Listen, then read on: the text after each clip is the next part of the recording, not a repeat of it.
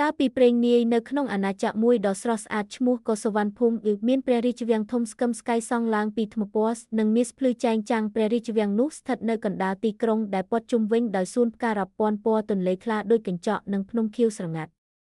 ប្រជាជននៅទីនោះរស់នៅដោយសន្តិភាពពួកគេចេះជួយគ្នានិងគោរពព្រះមហាក្សត្រយ៉ាងខ្លាំងប៉ុន្តែអ្វីដែលប្រជាជនស្រឡាញ់ជាងគេគឺព្រះនាងតែមួយអង្គត់នៃអាណាចក្រព្រះនាងសុវណ្ណដាវី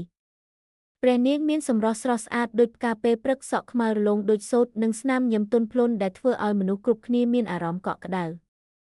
ប៉ុន្តែអ្វីដែលធ្វើឲ្យប្រជាជនស្រឡាញ់ព្រះនាងមិនមែនដោយសារសម្រស់ឡើយតែដោយសារចិត្តសប្បុរសនិងការលះបង់របស់ព្រះនាងរាល់ព្រឹកព្រះនាងតែងស្លៀកពាក់ធម្មតាហើយចេញពីព្រះរាជវាំងដោយមិនឲ្យអ្នកណាស្គាល់ព្រះនាងទៅលេងភូមិផ្សេងសួរសុខទុក្ខប្រជាជននិងនាំអាហារថ្នាំពេទ្យនិងសម្លៀកបំពាក់ទៅជួយអ្នកខ្វះខាតថ្ងៃមួយខណៈព្រះនាងកំពុងដើរតាមផ្សារព្រះនាងបានឃើញក្មេងប្រុសតូចម្នាក់កំពុងអង្គុយយំក្បែរផ្លូវកូនហេតុអ្វីបានជាយំព្រះនាងសួរទន់ភ្លន់ក្មេងប្រុសនោះលើកមុខឡើងទាំងទឹកភ្នែកម្ដាយខ្ញុំឈឺខ្លាំងណាស់តែខ្ញុំគ្មានប្រាក់ទិញថ្នាំទេព្រះនាងអាណិតយ៉ាងខ្លាំងព្រះនាងបានយកកាក់មាសដែលព្រះនាងមានឲ្យក្មេងប្រុសហើយនាំគ្រូពេទ្យទៅជួយម្ដាយគាត់ភ្លាមមនុស្សជាច្រើនដែលឃើញហេតុការណ៍នោះកាន់តែគោរពស្រឡាញ់ព្រះនាងប៉ុន្តែនៅក្នុងព្រះរាជវាំងមានមន្ត្រីម្នាក់ឈ្មោះការ៉ាឌីនក៏ដែលមានចិត្តលោភលន់និងច្រណែននឹងការស្រឡាញ់ដែលប្រជាជនមានចំពោះព្រះនាងគាត់តែងគិតថាហេតុអ្វីមនុស្សគ្រប់គ្នាស្រឡាញ់ព្រះនាងជាងខ្ញុំបើថ្ងៃណាមួយនាងក្លាយជាមហាក្សត្រីអំណាចទាំងអស់នឹងធ្លាក់ទៅលើនាងដោយសារចិត្តអាក្រក់រ៉ាឌីនចាប់ផ្ដើមរៀបផែនការបំផ្លាញកិត្តិយសព្រះនាងមួយរយៈក្រោយមកអាណាចក្រសុវណ្ណភូមិបានជួបគ្រោះរាំងស្ងួតដ៏ធ្ងន់ធ្ងរភ្លៀងមិនធ្លាក់អស់ជាច្រើនខែទន្លេចាប់ផ្ដើមរីងស្ងួតដំណាំស្រូវងាប់ហើយប្រជាជនជាច្រើនគ្មានអាហារបរិភោគកុមារយំដោយសារអត់ឃ្លានមនុស្សចាស់ដេកឈឺដោយគ្មានថ្នាំពេទ្យព្រះមហាក្សត្រព្រួយបារម្ភយ៉ាងខ្លាំងនៅក្នុងសាលប្រជុំព្រះនាងសុវណ្ណដាវីបាននិយាយថាយើងគួរបើកឃ្លាំងស្រូវនិងជួយប្រជាជនជាបន្ទាន់គេប៉ុន្តែរ៉ាឌីនបាននិយាយកាត់ភ្លាម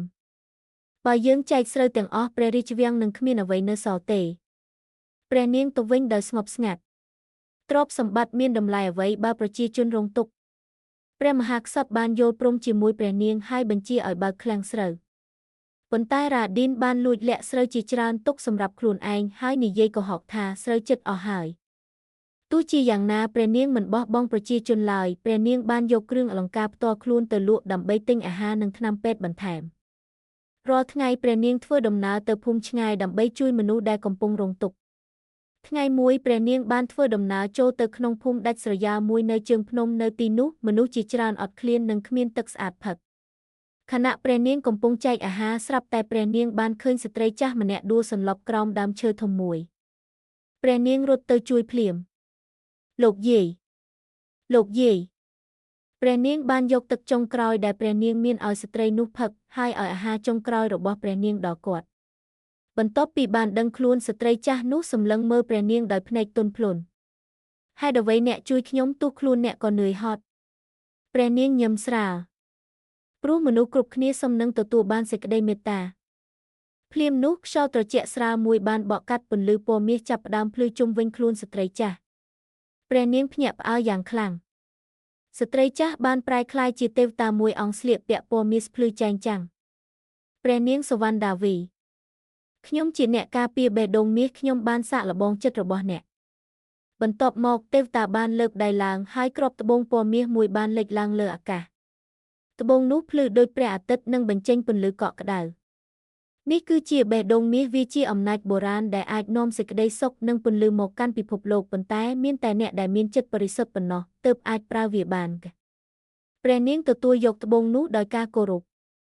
នៅពេលព្រះនាងប៉ះវាពន្លឺដ៏ទន់ភ្លន់បានរាលដាលពេញភូមិដើមឈើដែលស្ងួតចាប់ផ្ដើមមានស្លឹកឡើងវិញហើយផ្កាជាច្រើនក៏រីកឡើងភ្លាមប្រជាជនទាំងអស់ភ្ញាក់ផ្អើលនិងសប្បាយរីករាយយ៉ាងខ្លាំងប៉ុន្តែនៅក្នុងស្រមោលរ៉ាឌីនបានឃើញអ្វីទាំងអស់បេះដូងមាសគាត់ខ្សឹបដោយភ្នែកពោពេញដោយភាពលោភលន់នៅយប់មួយរ៉ាឌីនបានលួចចូលបន្ទប់ព្រះនាងដើម្បីយកបេះដូងមាសពេលគាត់ចាប់ត្បូងនោះស្រាប់តែវាបញ្ចេញពន្លឺខ្លាំងយ៉ាងអស្ចារ្យរ៉ាឌីនស្រែកពន្លឺនោះបានបោះគាត់ទៅលើជញ្ជាំងសំឡេងមួយលាន់ឬក្នុងបន្ទប់ អំណាចនេះមិនអាចប្រើដោយអ្នកដែលមានចិត្តងឹតបានទេព្រះនាងបានចូលមកឃើញហើយដឹងការពិតទាំងអស់រ៉ាឌីនលុតជង្គង់ចុះដោយភ័យខ្លាចសូមអភ័យទោសខ្ញុំចង់បានអំណាចពេកព្រះនាងសម្លឹងមើលគាត់ដោយក្តីអាណិតមនុស្សគ្រប់គ្នាអាចកែប្រែខ្លួនបានបើគេចង់ធ្វើអំពើល្អរ៉ាឌីនភ្ញាក់ផ្អើលយ៉ាងខ្លាំងគាត់មិននឹកស្មានថាព្រះនាងនៅតែអភ័យទោសឲ្យគាត់ឡើយ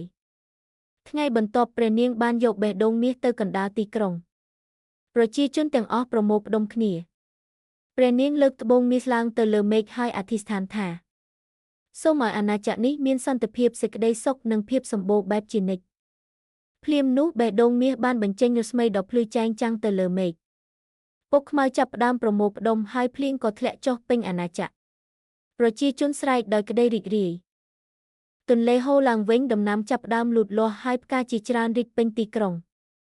ចាប់ពីថ្ងៃនោះមកអាណាចក្រសុវណ្ណភូមិមានសន្តិភាពនិងភាពសម្បូរបែបជានិច្ចរ៉ាឌីនក៏បានកែប្រែខ្លួននិងចាប់ផ្ដើមជួយប្រជាជនវិញព្រះនាងសុវណ្ណដាវីត្រូវបានគេចងចាំថាជាព្រះនាងនិងបេះដូងមាសគឺដែលប្រើចិត្តល្អដើម្បីបំភ្លឺពិភពលោកហើយគេជឿថារាល់ពេលដែលពន្លឺពណ៌មាសភ្លឺនៅលើមេឃពេលល្ងាចនោះគឺជាពន្លឺពីបេះដូងមាសដែលនៅតែការពារអាណាចក្រជានិច្ចគិតបណ្ឌិតចិត្តល្អការលះបង់និងការអភ័យទោសគឺជាអំណាចដ៏ធំបំផុតដែលអាចផ្លាស់ប្ដូរពិភពលោកបាន